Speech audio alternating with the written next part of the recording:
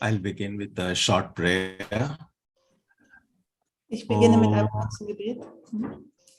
Asato ma satkamaya, tamaso ma jyotirgamaya, mrityor ma amritam gamaya, aviravir maheti, rudrayatte dakshinam mukham, tena mam pahi nityam. May the divine lead us from the unreal to the real. Möge uns das Göttliche vom Wirklichen vom Unwirklichen zum Wirklichen führen.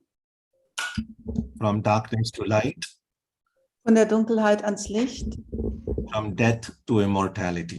und vom Tod zur Unsterblichkeit. May the divine consciousness fill our hearts and protect us. Möge das göttliche Bewusstsein unsere Herzen erfüllen und uns erleuchten. So, greetings from Boston. Extremely hot here, and I probably that is the situation in Europe as well. I've been reading in papers.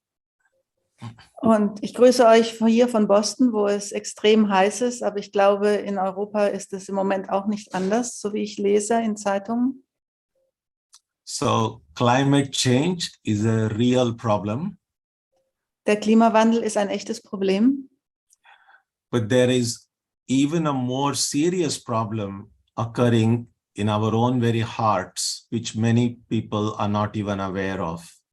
Aber es gibt noch ein ernsteres Problem in unserem Herzen und die wenigsten sind sich dessen bewusst. So I thought that it might be good to go back to the basics of Vedanta. Und deshalb dachte ich mir, könnte es eine gute Idee sein, zu den Grundlagen des Vedanta zurückzukehren. Some of you who may be listening to this have been studying and practicing Vedanta probably for many years. Und einige von euch, die jetzt zuhören, praktizieren Vedanta wahrscheinlich schon seit vielen Jahren. And maybe some of you, this may be a beginning of Vedanta. Und für andere von euch ist es vielleicht erst der Anfang von Vedanta. Even though we may be practicing and studying Vedanta for a long time, it is still helpful to now and then go back and look at the basics. Aber auch wenn wir schon seit vielen Jahren Vedanta praktizieren, ist es doch immer wieder sehr hilfreich, zurück zu den Grundlagen zu gehen. One of our devotees here who taught me driving many years ago, he had been driving for more than 50 years. Und einer von unseren Devotees hier, der mir vor vielen Jahren das Autofahren beibrachte, er fährt schon seit über 50 Jahren Auto. And he said to me that every winter, after the first snow falls, he still takes his car out, goes into the nearest parking lot, and drives around just to get used to driving in the snow. Und er sagte mir, dass er jeden Winter beim ersten Schneefall sein Auto aus der Garage fährt und zu einem Parkplatz fährt, um dort wieder das Gefühl zu bekommen, wie es ist, im Schnee zu fahren. Because we know that the precautions we need to take while driving are different in summer and somewhat different in winter. Und wir wissen, dass die Vorsichtsmaßnahmen beim Autofahren im Sommer andere sind als im Winter.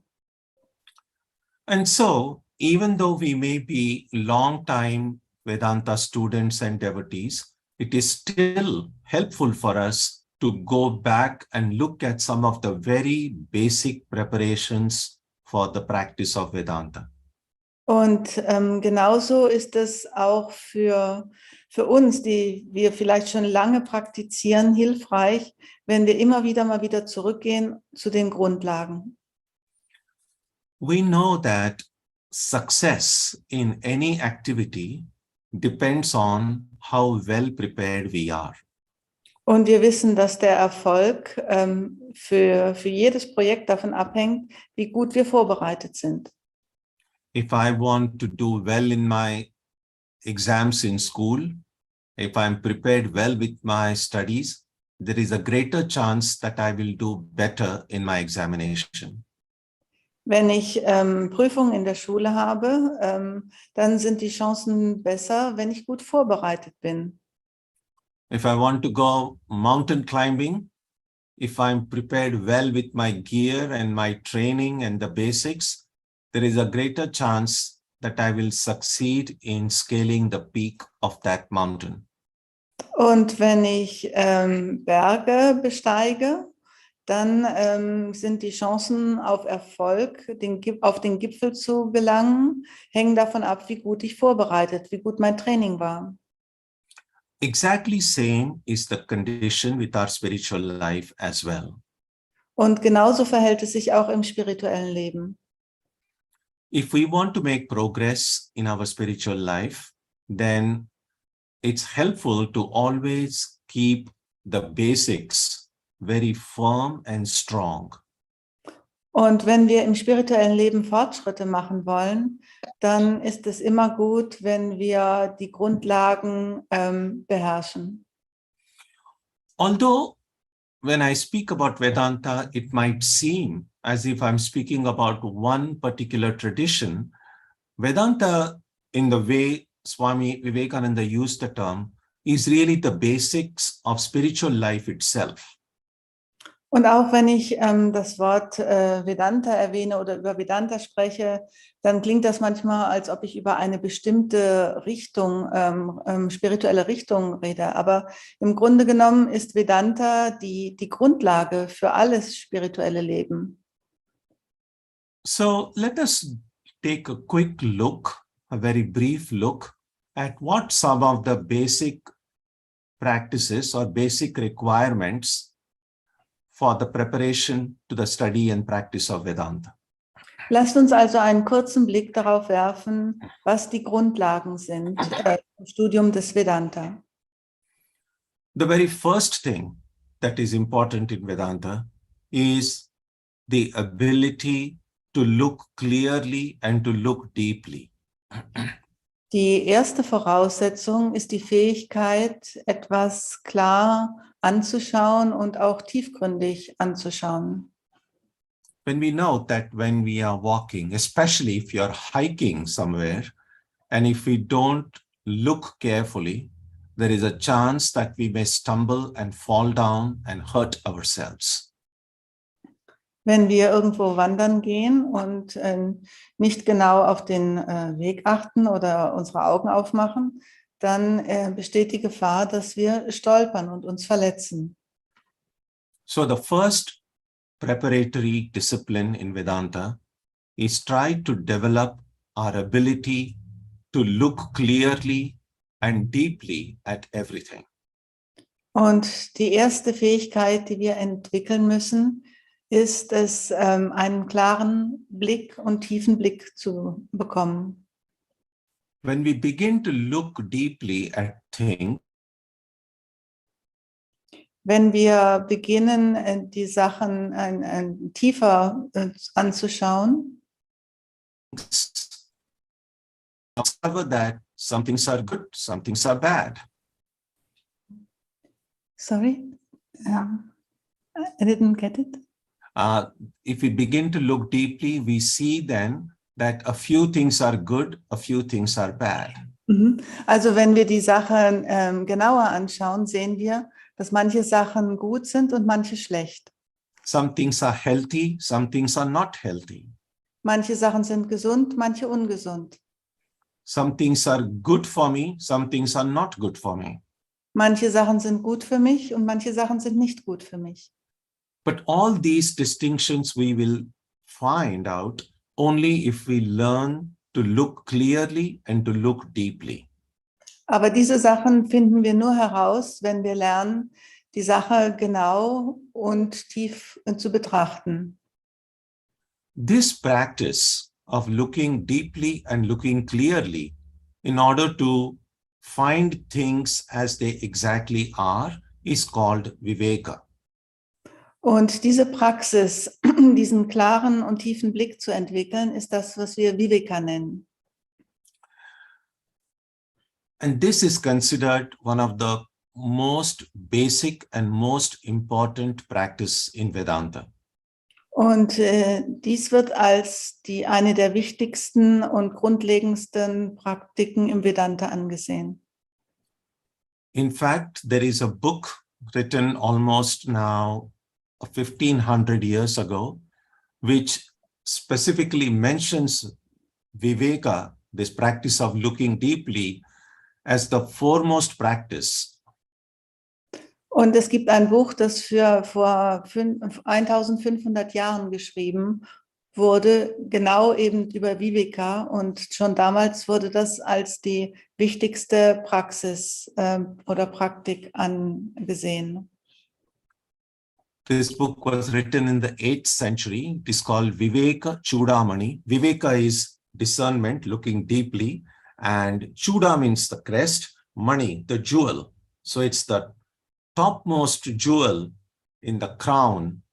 That is how this practice of looking deeply is considered so important in Vedanta. Und also dieses Buch wurde im 8. Jahrhundert geschrieben und das ist das Viveka Chudamani und das bedeutet praktisch das Juwel der Unterscheidung und dieses Juwel ist praktisch oben auf der Krone. Und das bezeichnet praktisch, wie wichtig diese Unterscheidungskraft ist. Das wird als das oberste Juwel in der Krone angesehen. The second practice, which is connected with the first, is the practice of detachment.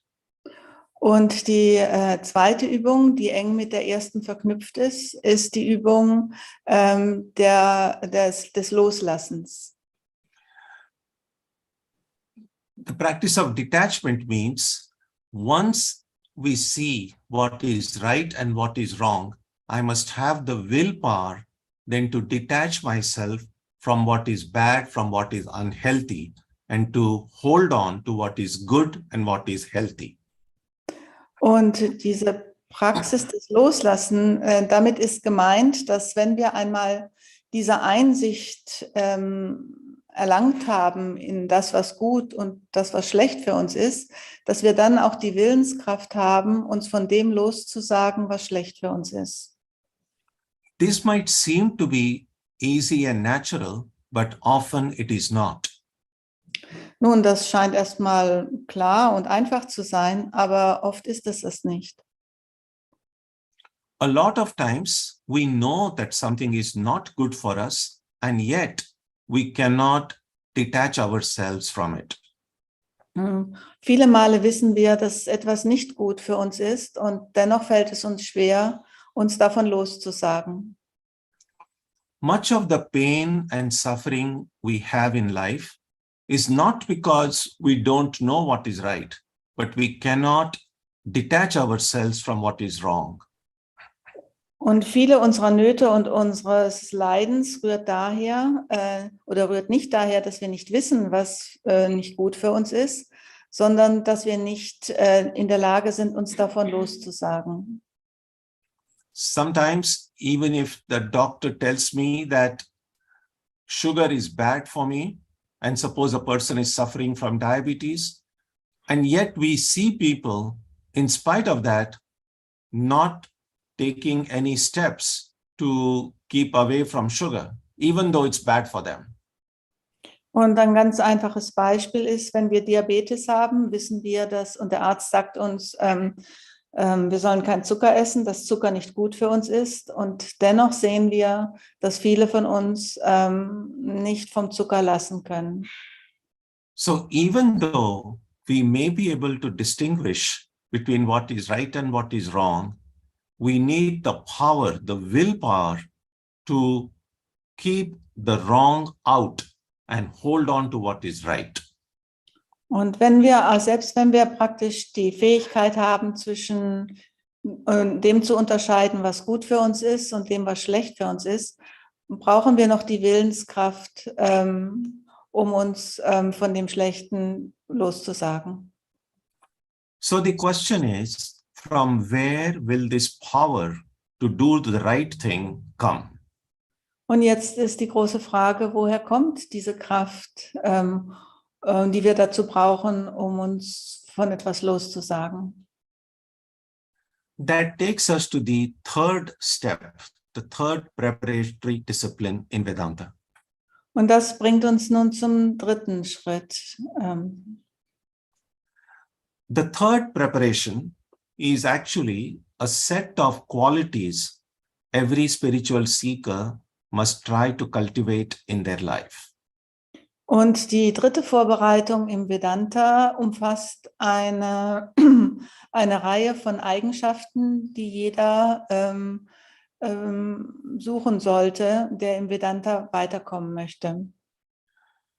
The first of these qualities is restraining of the senses. Die erste Eigenschaft ist, dass wir unsere Sinne zurückhalten sollen.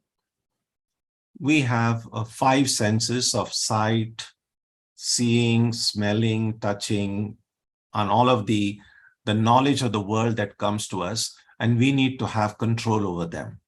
Wir haben 5 Sinnesorgane, vom Sehen, Riechen, Hören, Schmecken, und durch das wir praktisch Wissen über die Welt erlangen können, und über all diese 5 Sinnesorgane brauchen wir Kontrolle. The senses bring us things that are both nourishing as well as things that are harmful. Und die Sinnesorgane tragen uns beides zu, Dinge, die uns nähren, und Dinge, die uns schädigen. With my ability to hear sound, I can hear uplifting, helpful, spiritual messages, but I can also hear things that promote hatred and anger. Mit meinem Gehörsinn kann ich aufbauende Gesang und erhabenen Gesang wahrnehmen, oder ich kann auch Ärger und Wut und Hass hören. So we need the ability to use our sense of hearing to hear what is good and healthy and to shut it to things that are unhealthy and harmful. Also brauchen wir die Fähigkeit, in unserem Gehörsinn uns auf das zu beschränken, was uns zuträglich ist, was gut für uns ist, und das auszuschließen, was uns nicht gut tut. The problem with our senses is that they go out very easily and accept good and bad everything equally. Und das Problem mit unseren Sinnesorganen ist, dass sie einfach natürlicherweise nach außen gerichtet sind und alles leicht annehmen, akzeptieren. The way to control them is to somehow train them to do what we want them to do. Und sie zu schulen, also sie unter Kontrolle zu bringen, bedeutet, sie darin zu schulen, das zu tun, was wir wollen. This becomes easier if the mind comes under control. Und das gelingt leichter, wenn wir unser Denken unter Kontrolle bringen. In fact, sometimes the mind itself is considered the 6th sense. Unser Denken oder unsere Denkorgan, der auch oft als 6. Sinn bezeichnet wird. The Gita says that the mind can be our friend and the mind can also be our enemy. Und in der Gita heißt es, dass das Denkorgan unser Freund, aber auch unser Feind sein kann. If the mind comes under control, then it becomes a wonderful friend and life becomes so much more happier and meaningful. Wenn wir es schaffen, das Denkorgan zu beherrschen, dann wird unser Leben so viel einfacher und so viel leichter sein. And And if the mind is not under control, then the same mind can act as if it is our own enemy. Aber wenn wir unser Denken nicht beherrschen, dann kann es so zu unserem Feind werden. So bringing both the mind and the senses under control is very helpful in Vedanta practice. Also ist es sehr hilfreich für die Praxis des Vedanta, sowohl die Sinnesorgane als auch das Denken zu beherrschen. Another important quality in the study is cultivation of faith. Eine weitere wichtige Eigenschaft auf dem Weg ist das Kultivieren des Glaubens. Sometimes people think that faith is necessary only in religion, not in other aspects of life. Manchmal denken die Leute, dass der Glaube nur für die Religion, für das Spirituelle wichtig ist und für andere Bereiche des Lebens keine Bedeutung hat. But actually, without faith, life would be impossible. Aber tatsächlich ist es so, dass es unmöglich wäre zu leben ohne Glauben. We don't realize how important a part faith plays every day of our life. Wir sind uns gar nicht bewusst, was für ein wichtiger Teil der Glaube in unserem Alltag ist. When we go and eat in a restaurant, we have no idea what they have put in that food they cook for us. And yet we eat it because we have the faith that it will be good and helpful and tasty. Wenn wir in ein Restaurant gehen, haben wir keine Ahnung, wie sie das Essen zubereitet haben oder was sie reingetan haben. Und dennoch vertrauen wir darauf und haben den Glauben, dass das für uns gut sein wird, dieses Essen. Most of us probably don't know how our car engine works. But when we sit and drive the car, we have the faith that the car will take us to where we want to go. Nun, die meisten von uns haben keine Ahnung, wie ein Automotor funktioniert. Und dennoch haben wir das feste Vertrauen, dass wir, wenn wir uns ins Auto setzen, uns dieses Auto dorthin bringt, wohin wir möchten. When we go somewhere or enter a house or enter a building, we don't know when it was constructed, how well it was constructed, and yet we go feeling that we are quite safe under that roof. Again, matter of faith. Und auch wenn wir ein Gebäude betreten, wir wissen ja nicht, wann es gebaut wurde oder unter welchen Umständen. Und dennoch betreten wir es auf Grundlage unseres Glaubens. So we see that faith is important, faith is necessary, not only in religion, but in every aspect of life. Und so sehen wir, dass Glaube wichtig ist, nicht nur in der Religion, sondern in jedem Aspekt unseres Lebens. So why is faith important in Vedanta? Warum ist der Glaube so wichtig? Because if we want to study and practice Vedanta, we are investing some of our own time and our own energy in the practice. Wenn wir Vedanta praktizieren, dann investieren wir ja Mühe und Zeit in unsere Praxis. So unless I have faith that this investing of my time, investing of energy is good for me, is going to benefit me, why would I even do it? Und wenn ich nicht den Glauben hätte, dass Vedanta gut für mich wäre und mir helfen werde, warum sollte ich dann das tun? Warum sollte ich die Zeit und die Mühe investieren? Vedanta does not say that faith means just accept everything blindly. Vedanta sagt nicht, dass Glaube bedeutet, alles blind zu akzeptieren. We don't have to accept anything blindly. Wir müssen gar nichts blind akzeptieren. Swami Vivekananda used to say that truth, there is no mystery about truth. It is open and clear like daylight. Und Swami Vivekananda sagt, dass hinter der Wahrheit kein Geheimnis steht. Es ist klar und ersichtlich, so wie das Tageslicht. But faith is important until we actually have the experience of that truth. Aber der Glaube ist wichtig, solange bis wir die Erfahrung dieser Wahrheit machen. Faith in Sanskrit is Shraddha. Das Sanskrit-Wort für Glaube ist Shraddha.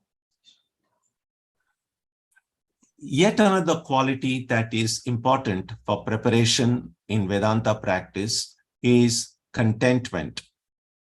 Und ein weiterer Punkt, der für die Praxis des Vedanta wichtig ist die Zufriedenheit. We will see that if our mind is unhappy, if it is not contented, then we will not be able to do any work or undertake any study in a proper way. Wir werden feststellen, dass wenn wir unzufrieden sind oder unglücklich sind, dass wir nicht in der Lage sind, eine Arbeit oder ein Studium richtig auszuführen. A sense of cheerfulness. Vivekananda once said that by being cheerful always and smiling, it takes us nearer to God, nearer than any prayer. Wir brauchen auch etwas Fröhlichkeit und Swami Vivekananda hat gesagt, dass das Lächeln und Fröhlichkeit uns näher zu Gott bringt als irgendwas anderes. And so this is a very helpful preparation in the study of Vedanta, to remain happy and cheerful always. Also zufrieden, glücklich und fröhlich zu sein, ist eine wichtige Eigenschaft im Vedanta. Of course, when things are going well, we are happy in a very natural sort of way. Smile comes very naturally that time. Nun, wenn die Dinge gut laufen, dann ist das ganz natürlich, dass wir fröhlich sind und lächeln. But it requires extraordinary courage to be able to smile and be happy even when things are not going well. Aber es erfordert einen ungeheuren Mut, auch fröhlich und glücklich zu sein, auch wenn die Dinge nicht gut laufen. Because that kind of a relaxed state of the mind and body will help me find the right solutions even when there are a lot of problems before me.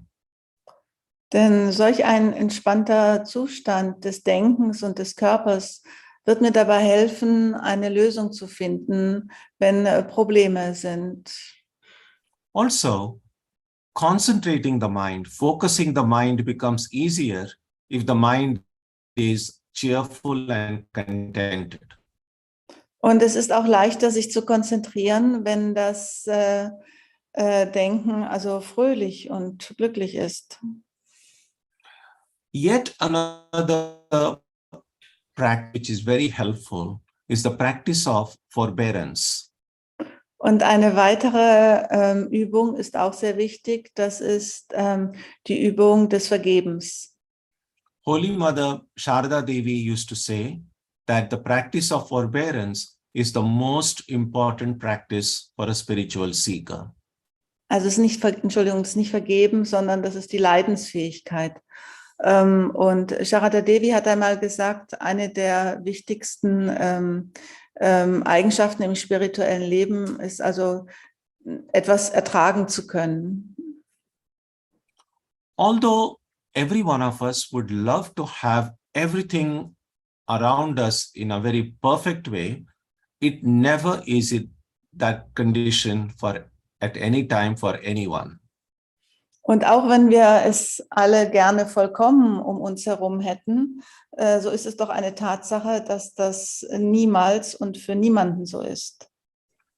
No matter where we are or what we do, there will always be some things that are wonderful, some things that are terrible. Und egal, wo wir sind und mit wem wir sind, es wird immer Dinge geben, die wunderbar sind und andere Dinge, die schrecklich sind. So regarding things that are good and wonderful, we have to be grateful, the sense of gratitude that through God's grace, these things are happy and nice for us today. Und gegenüber den Dingen, die gut sind und die wunderbar sind, sollten wir das Gefühl der Dankbarkeit haben. But there are things that may make us unhappy. We should try to just bear it calmly, cheerfully, and then we will find a way out of it.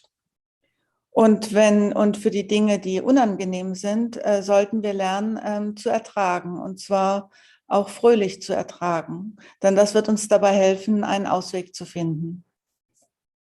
Practicing these qualities will give us the power then to increase our detachment that was the second step. Und wenn wir uns in diesen Eigenschaften üben, dann wird uns das Loslassen, das war ja der zweite Schritt, leichter fallen. So let me quickly summarize these qualities. First I mentioned was the control of the senses. Ich möchte nochmal die Eigenschaften zusammenfassen. Das erste war die Beherrschung der Sinne. Second, the control of the mind. Dann die Beherrschung des Denkens. The cultivation of deep faith. Dann das Kultivieren eines tiefen Glaubens. Trying to remain happy and cheerful. Versuchen, glücklich und zufrieden zu sein. And the ability to bear patiently the pluses and minuses of life. Und dann die Fähigkeit, geduldig die Plusse und Minusse im Leben zu ertragen. And the last practice that is very important in Vedanta is what is called the deep longing to realize the truth. Und die letzte wichtige Eigenschaft in Vedanta ist diese tiefe Sehnsucht, die Wahrheit zu verwirklichen. It's like this. If we want to go on a long drive, you might know the road to go there. Your car may be ready. The gasoline is filled in the car. Everything is ready, but you have no desire to go anywhere. Then all of those preparation is useless. Es ist genauso, wie wenn ihr irgendwo hingehen wollt und alles ist bereit. Das Auto ist bereit, ihr kennt den Weg, es ist genug Benzin im Auto. Aber wenn ihr nicht den Willen oder den Wunsch habt, dorthin zu gehen, dann sind alle diese Vorbereitungen nutzlos. And therefore, this desire to know the desire to find a solution to the problems of life is very important. Und deshalb ist es wichtig, den Wunsch zu haben, eine Lösung für die Probleme des Lebens zu finden. Now, problems, there are many, many kinds of problems, as we all know. Nun, wir wissen alle, dass es viele, viele Arten von Problemen gibt.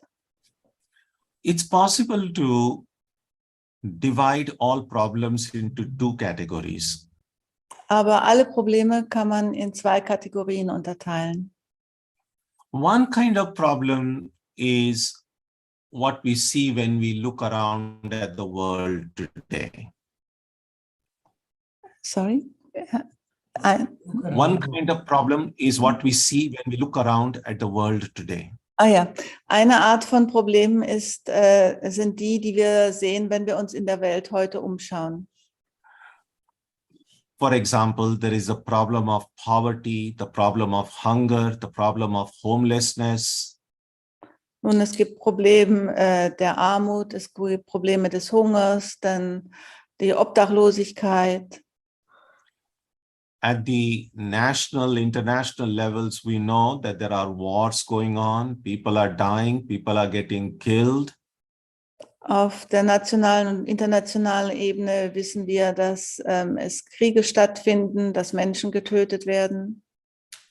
But we also know that not everyone is affected by these problems universally. Aber wir wissen auch, dass nicht alle gleichermaßen von diesem Problem betroffen sind. It's not that every country is at war, Und nicht jedes Land befindet sich im Krieg or every person is homeless. und nicht jeder ist obdachlos. So there are people who are affected by it and there are people who are not affected by it. Also es gibt Menschen, die davon betroffen sind und andere, die davon nicht betroffen sind. This is one problem. The second level is universal. Und das ist eine Kategorie. Und die zweite Kategorie ist universell. By universal, I mean these other kind of problems, everyone has them. There is no exception. Mit universell meine ich, dass das Probleme sind, die jeder hat. Alle, ohne Ausnahme. And those are the problems connected with, as Krishna points out in the Gita, the problem of sickness or disease. Und das sind, wie Krishna in der Gita sagt, Probleme der Krankheit. With now almost the 2 or 3 years of the COVID pandemic, we know how real illness and disease and death can be. Und nach 2 Jahren der Pandemie wissen wir ganz genau, wie bedrohlich Krankheit sein kann. No matter how much organic food we eat, how much exercise we take, how much you visit the gym, no one can say that we have never fallen ill. Und egal, wie gut wir uns ernähren, wie viel Sport wir machen, niemand kann von sich behaupten, dass er noch nie krank geworden ist. The second is the problem of aging. Every day we are getting older day by day. Das zweite ist das Problem des Alterns. Jeden Tag werden wir älter. We can try to hide the fact that we are aging, but we cannot stop the process. Wir können zwar verbergen die Tatsache, dass wir älter werden, aber wir können sie nicht aufhalten. And we know that as we grow older, we do not have the energy, the vitality that are present in the youth. Und wir wissen, dass wir, wenn wir älter werden, wir nicht mehr die Energie und Vitalität haben, die wir in unserer Jugend besaßen. And aging, therefore, brings its own set of problems. Und deshalb bringt das Alter seine eigenen Probleme mit sich. And this is a universal thing. Everyone gets old. Und das ist eine universelle Sache. Jeder wird älter. Not just human beings, even animals, even your dog and cat. Nicht nur die Menschen, auch Tiere, die Hunden, Katzen. And of course, with disease, aging, the other reality is death, that one day we will die. Und die andere Dimension, die mit Alter und Krankheit einhergeht, ist der Tod. Eines Tages werden wir sterben. We may not want to think about death, but whether we think about it or not, it's going to come. Nun, wir mögen vielleicht nicht daran denken wollen, aber egal, ob wir daran denken wollen oder nicht, eines Tages wird es soweit sein. In spiritual life, having a positive and healthy attitude toward death is very important. Im spirituellen Leben ist es sehr wichtig, eine positive Haltung zum Tod zu haben. We plan for so many things in life that are to come. Wir planen oder wir berücksichtigen so viele Dinge im Leben, die kommen könnten. When we save money for the future, we have plans of what to do with that money. Wenn wir Geld sparen, dann haben wir Pläne, was wir damit machen wollen in der Zukunft. We plan for our retirement, we plan for this, we plan for that. We have many, many plans. Wir planen für die Rente, für dies und das. Viele Pläne haben wir. Many times we see that we plan for things that sometimes don't happen at all. Und manchmal sehen wir auch, dass wir für etwas geplant haben, was dann überhaupt nicht eintritt. But death is one thing that will definitely happen. Do we have any plan for that? Aber der Tod ist etwas, das definitiv eintreten wird. Aber haben wir dafür auch einen Plan? Sometimes many philosophers have pointed out that only those who know how to die well are able to live well. Und einige Philosophen haben auch herausgestellt, dass nur diejenigen, die gut sterben können, auch gut leben können. The great Greek philosopher Aristotle said that great philosophers are continually engaged in the practice of dying. Und der große griechische Philosoph Aristoteles sagte einmal, dass die großen Philosophen ständig damit beschäftigt sind, zu sterben. So this second of pain and suffering and problem is universal because everyone falls sick sometime or the other, everyone is aging, and everyone will die. Und also diese zweite Kategorie von Problemen, das Alter, die Krankheit und das Sterben ist universell. Jeder ist davon betroffen. When we think deeply about this reality, we will have a strong longing to find a way out of this problem. Und wenn wir tief über diese Wirklichkeit nachdenken, dann werden wir eine große Sehnsucht spüren, eine Lösung, einen Ausweg daraus zu finden. Oftentimes, devotees think of God as one being, one reality, who will be able to take me out of this problem. Und oft stellen sich die Devotees Gott als ein Wesen vor, das in der Lage ist, uns aus diesen Problemen herauszuholen. So the great longing to have a vision of God, to be able to connect with that higher reality is a very, very important practice. Und diese Praxis, praktisch eine Sehnsucht, eine tiefe Sehnsucht zu entwickeln, Gott zu schauen, ist sehr wichtig für den spirituellen Weg. In Sri Ramakrishna's life, we see with what great intensity he had this kind of longing for God. Und in Sri Ramakrishnas Leben sehen wir, was für eine große Intensität seine Sehnsucht nach Gott hatte. In fact, Sri Ramakrishna said that if we have intense longing, then we may not need any other practice. This longing itself will take us to God realization. Und Sri Ramakrishna hat an vielen Stellen gesagt, wenn wir diese intensive Sehnsucht nach Gott haben, dann brauchen wir eigentlich gar keine andere spirituelle Praxis. Diese Sehnsucht allein wird ausreichen, um uns zu Gott zu bringen. We know that if we are hungry and there is that intensity of hunger, we will do anything to find food. Und wir wissen, dass wenn wir ein intensives Hungergefühl haben, wir alles tun werden, um was zu essen zu finden.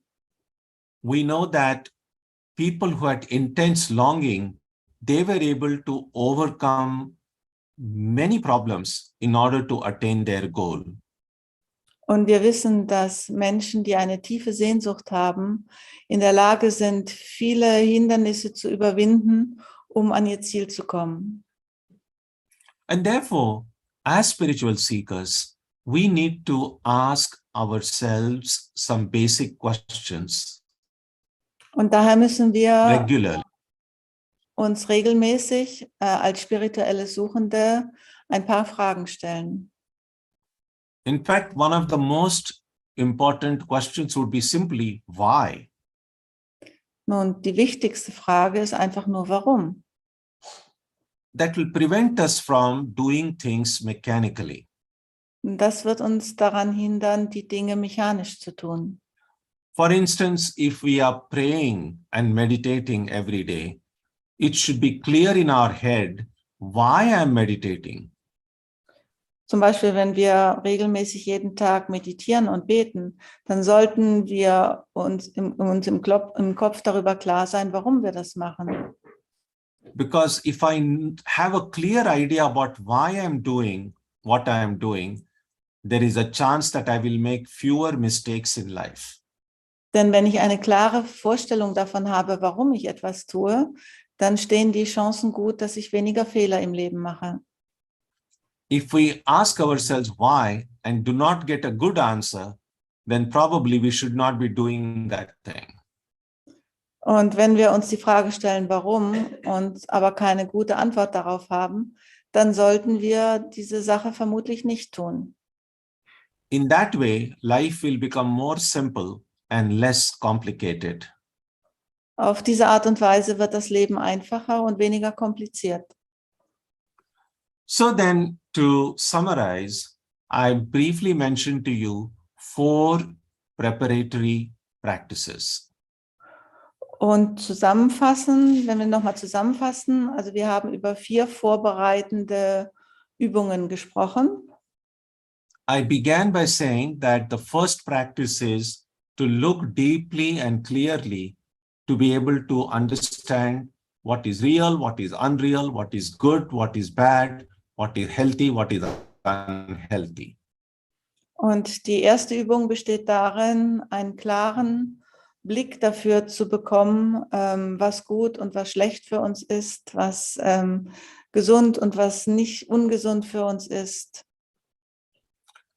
The next practice is of having that power to then separate ourselves, detach ourselves from everything that is harmful or that is unhealthy and hold on to what is healthy and what is good and what is real. Und die zweite Übung besteht darin, diese Willenskraft zu entwickeln und dann, um dann auch in der Lage zu sein, um uns von dem loszusagen, was für uns nicht gut ist, was ungesund für uns ist. And what will give me power to generate that will is the set of virtues that I will now mention one by one. Und das, was uns zu dieser Willenskraft verhilft, das sind diese Gruppen von Eigenschaften, die ich jetzt nochmal einzeln nennen werde. Among these virtues were control of the mind and the senses, Diese Eigenschaften oder Tugenden sind das Beherrschen der Sinnesorgane und des Denkens, cultivation of deep faith, das Kultivieren eines tiefen Glaubens, remaining happy and cheerful always, in jeder Situation fröhlich und ausgeglichen zu bleiben and to be able to forbear or bear patiently all the ups and downs of life. und dem Leben gegenüber dem Auf und Ab, das Auf und Ab des Lebens ertragen zu können, geduldig ertragen zu können. And finally, this deep longing to realize the goal. Und schließlich diese tiefe Sehnsucht, das Ziel zu verwirklichen. So this gives us a chance, no matter how long we have been studying Vedanta, to go back and say, how many of these qualities have I succeeded in cultivating in my life? Und egal wie lange wir jetzt nun Vedanta praktizieren, das gibt uns die Gelegenheit, uns selbst zu fragen, welche von diesen Eigenschaften habe ich in meinem Leben bis jetzt kultiviert. We don't have to feel discouraged if we find that some of these things we have not developed enough. Und wir dürfen uns nicht entmutigen lassen, wenn wir dann feststellen, dass wir manche Aspekte noch nicht genügend entwickelt haben. We just have to know what our strengths are and what our weaknesses are. Wir müssen einfach nur wissen, was unsere Stärken sind und was unsere Schwächen. And then it becomes easy. I just have to hold on or preserve my strengths and try to remove my weaknesses one by one.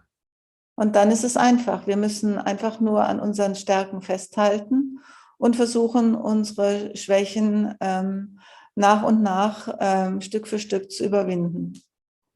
So one who tries to then prepare themselves for Vedanta practice in this way, in a systematic way, they have a greater chance of success quickly. Und diejenigen, die sich bemühen, diese Grundlagen zu schaffen, um Vedanta systematisch entwickeln zu können, haben eine größere Wahrscheinlichkeit, erfolgreich zu sein. And the most important practice is really sincerity of the heart. Aber die allerwichtigste Übung ist die Aufrichtigkeit des Herzens. Even if we are not doing things perfectly, but if we are completely sincere, somehow through God's grace, we are put on the right path.